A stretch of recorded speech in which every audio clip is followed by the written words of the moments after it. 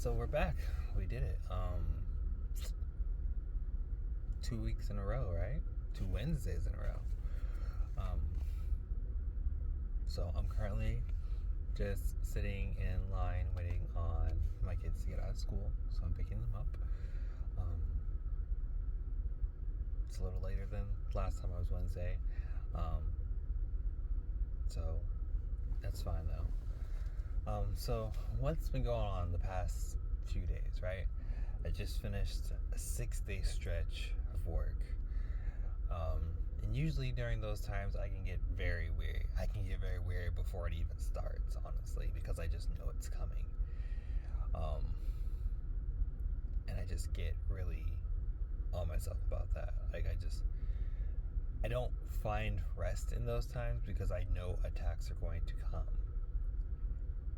Because I don't know if anyone else really, I'm sure, well, I'm not going to say I don't know. I am positive people go through this. Satan, the enemy, doesn't do anything original. He does the same stuff over and over again. It feels like none of it feels new to me.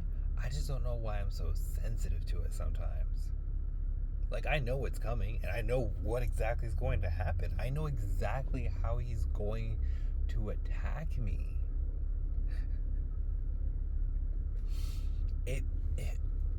I laugh, but it really makes me chuckle sometimes because I know. And sometimes I can shake it off like it's nothing. I can just what just happened? Nothing happened. And other times it hits me so hard. So hard. I posted a video earlier today on Facebook about, how words hurt and words matter and what words say, can change your thought process, can hold your life captive, can give your life freedom, all these things. So all that stuff is very true. It says that in the Bible. The Lord talks about how the words you speak can give life or death. How what you say influences your life. It shows your thoughts. And just going off the fact that I've been talking to a couple people about the fact that, you can influence your thoughts. You can hold your thoughts captive. You can bring those thoughts to work. You can even do it with emotions. I think I touched on this last week, but you can even do it with your emotions. So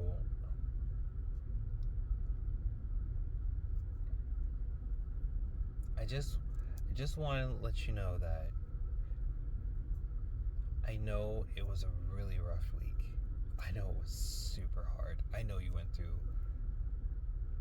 a lot of just valleys during that time. You constantly felt like you were getting out of it and you're just digging yourself deeper and deeper and deeper.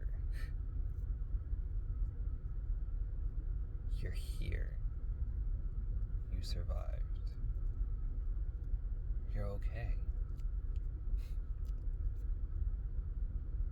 And I know, yesterday I felt like I got to a really, really, really low point. And I kind of scared myself for a second.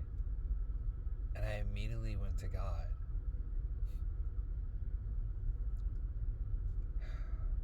He's so proud of me, though.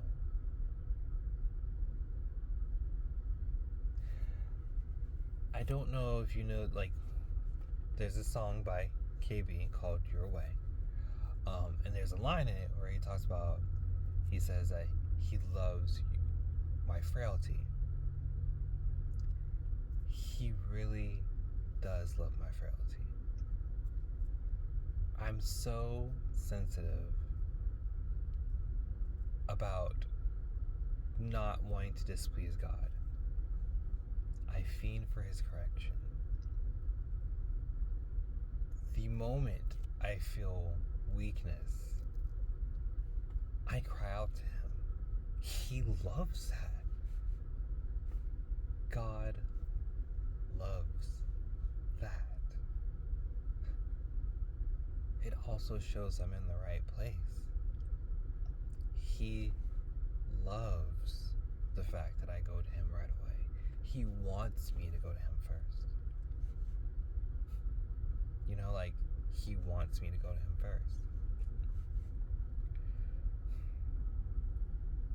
Like, he tells me how proud he is of me for doing that. He's like, Philip, you came right to me. That's what you were supposed to do. I want you to keep doing that.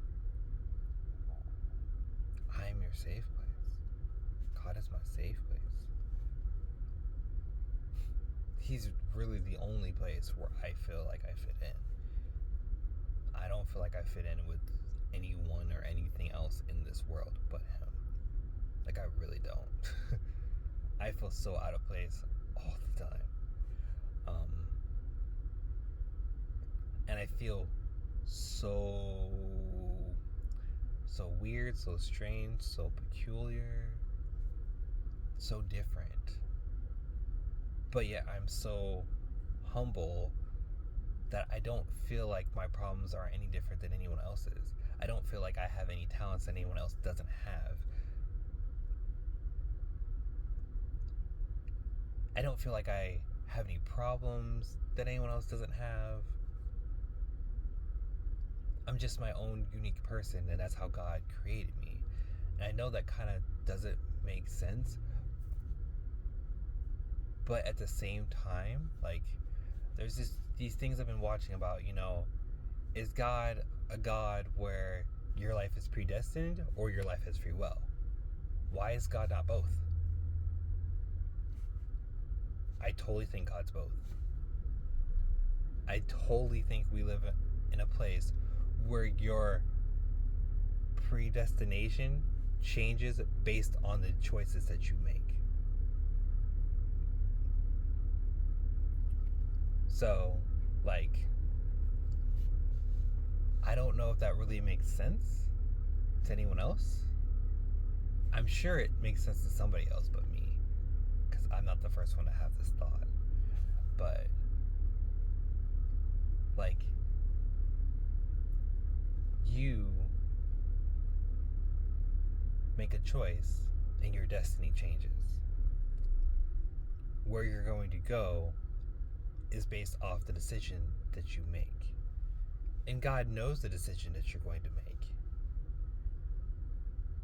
He just wants to be there to guide you along. He already knows where you're going. God is above time and space. He is before you and with you. He can see all of it. And I don't really think we think about that. And I get into a place where, like, you know, like, where I feel really down on myself. And even if I feel really down on myself, what I want to do is show other people gratitude. Even if I feel really down on myself, what I want to do is be kind to other people, because they could be having a down day too. And just because I'm having a down day and they're having a down day doesn't mean I can't treat someone with kindness and respect. Doesn't mean I can't make somebody's day better. Doesn't mean that I'm going to infect their day with my sadness, because I get caught up in that too. And I isolate myself because of that reason. And I'm working through that thought process of the fact that what I'm going through can affect somebody else in a bad way, to the point where I isolate my feelings so I don't affect them. But the better thing for me to do is to take those feelings to God and just do what He would do, which would be kind and love them like you should love yourself. Now, I understand with what some people are probably going to say to me about the fact that I have a real issue with loving myself. I do. And I don't, all at the same time. I'm completely fine with how God's built me. I get frustrated with myself way more than any other person or any other thing.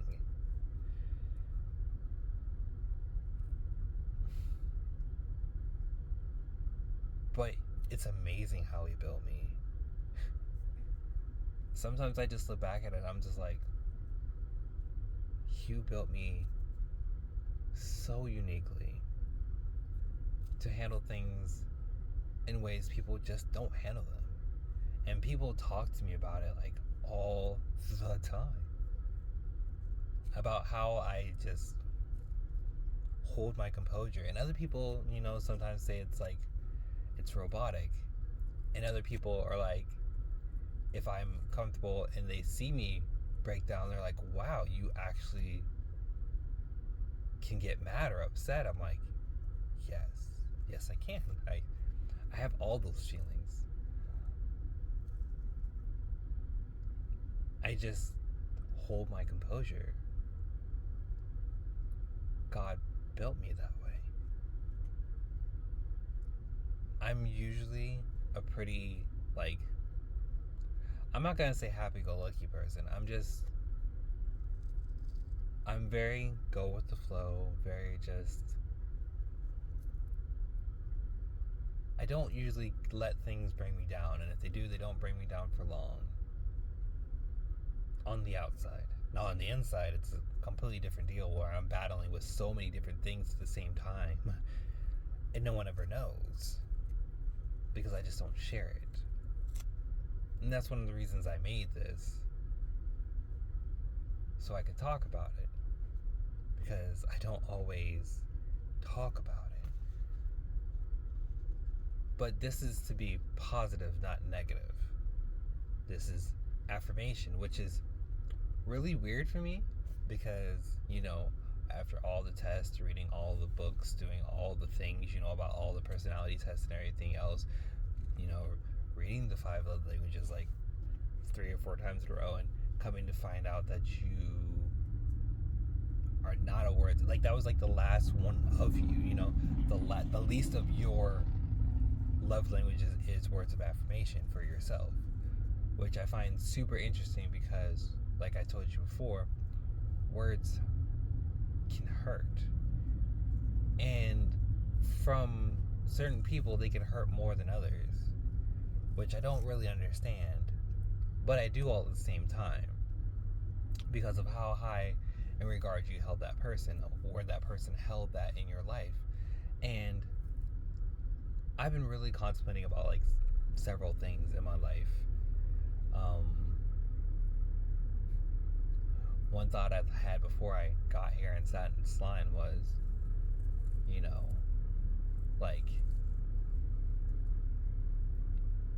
is one of the reasons I'm currently divorced and not really just anywhere at the moment, just by myself.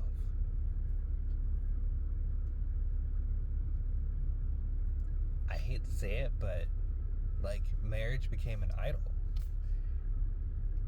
Am I ready for that not to be an idol? Because it was. It was an idol in my life. I devoted all of my energy and tried to keep something standing on my own power. But I couldn't do it. Which is totally fine. I've forgiven myself for that. But at the same time, I sit here and I have discussions with God, and I'm like, maybe one of the reasons I am in the season that I'm in is simply because I will do that again.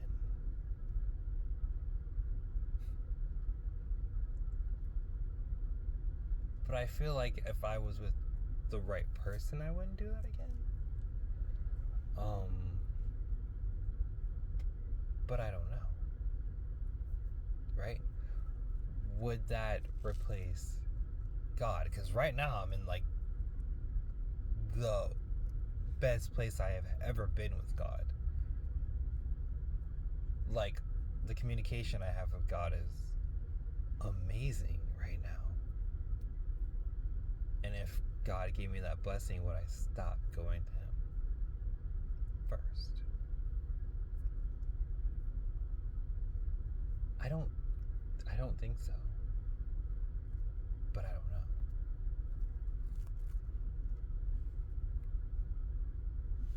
Just something that's been going on in my head. But of course, I've been talking about this because, like, I'm totally an overthinker. I'm an over-preparer. I rehearse a lot, as I would say, and I overanalyze a lot. I analyze and rehearse things throughout the day, all the time. So I give that to God. God talks to me, and He's better teaching me on how to quiet the noise around me. I might have said this last time, and I think I did, but God doesn't speak loudly. His voice is not like, He talks to you calmly, and it's not loud. So you have to learn to quiet the things around you so that His voice is the loudest. And here's another thing I've been thinking about, because I have also been thinking about this. I just want to get to a point in my life where I can be like, look at how I came out of this. God is all powerful. Satan, the enemy, knows he's all powerful. God does not hold that over Satan. God is love. Love is kind. Love is patient. Love does not boast. Love does not record wrongs. God does not boast over the enemy.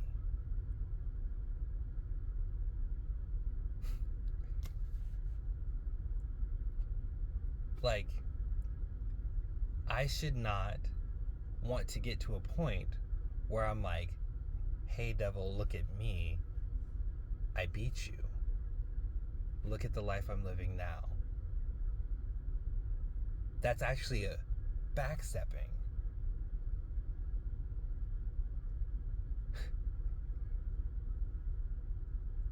I should just live my life with God and let what I'm doing speak for itself.